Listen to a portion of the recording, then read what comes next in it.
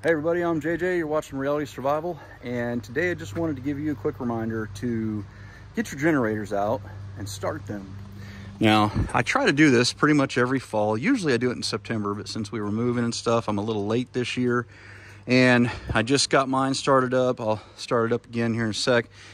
But one thing that I need to do is I need to take this battery and charge it up, or test it and see if it'll still hold a charge, and replace it.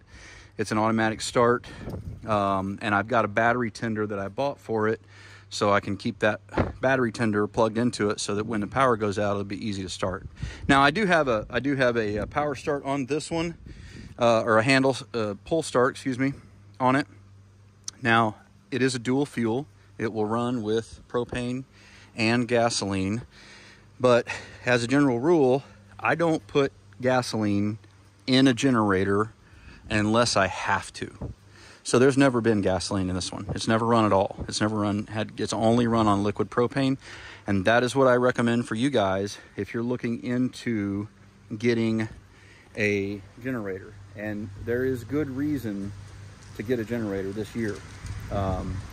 It's more and more likely, the more our grid depends on wind and solar, the more likely we are to have blackouts during extreme temperatures and extreme electrical needs. So even during the summer when it's extremely hot, or winter when it's extremely cold.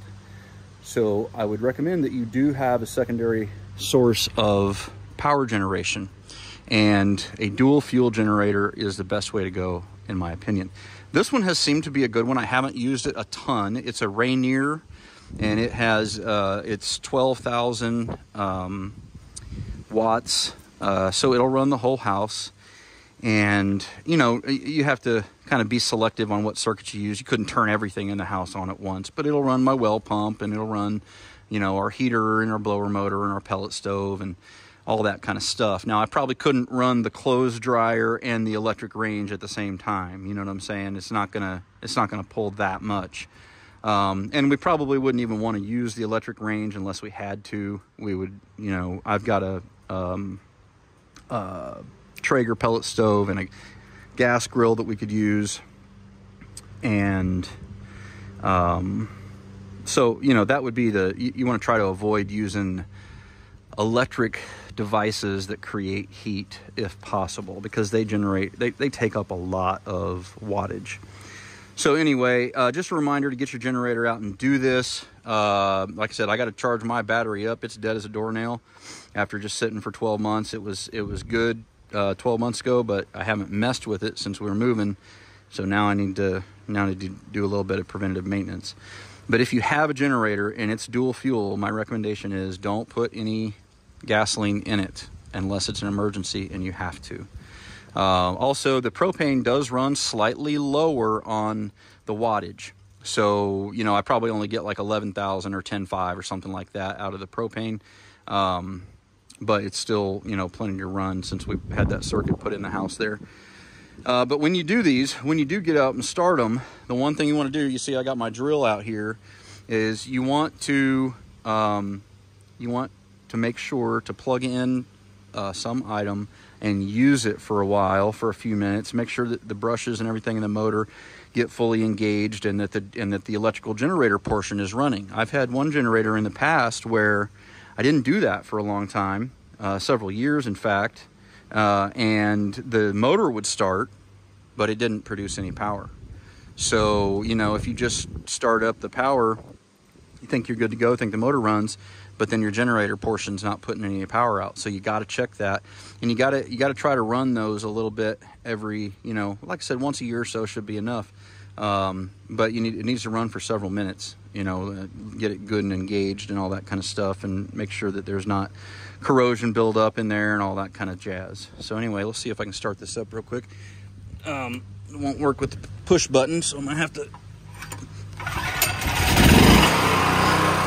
There's that.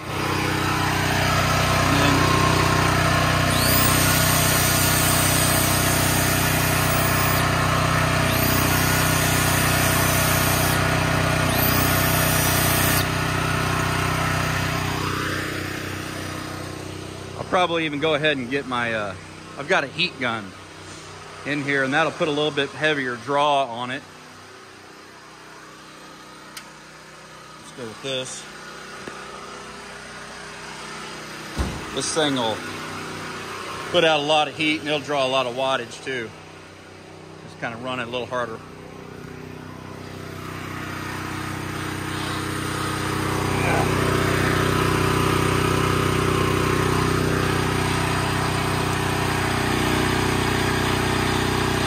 There you go, you hear it bogging down?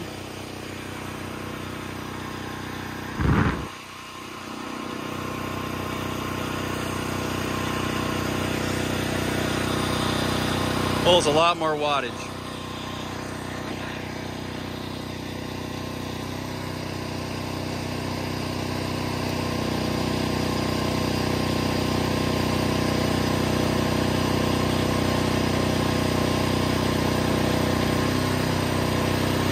All right.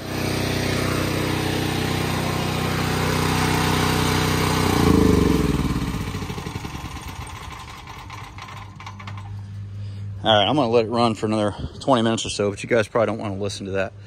I've got another video coming out here shortly. I'm gonna be talking to you guys, probably put it up tonight. I might do a live stream tonight just to talk about it. I found a study on EMPs that was done fairly recently, 2016 to 2019. It was a 3-year study. It was put together for the owners of the electrical grid. So the people who own the utility companies and the electrical grid. And it's got some really interesting information in it. So if you guys can watch that live stream tonight, that'd probably be a good idea, because we've been told a lot of bad information, and it's still not great news, but it's a lot better news than what everybody is trying to tell you. So try to watch that if you can. And I think it is still important, still very important actually, to have alternative sources of, you know, power generation. So anyway, guys, that is that. Look forward to seeing you on the live stream. I do normal live streams. I'll do them on Thursdays at 7 and Sundays at 7, but I think we're going to pop one in there tonight too, because it's a pretty big deal, this study, and I want to share it with you guys. So anyway, thanks for watching. Don't forget to live 6 P's. Proper prior preparation prevents poor performance. Stay safe, guys.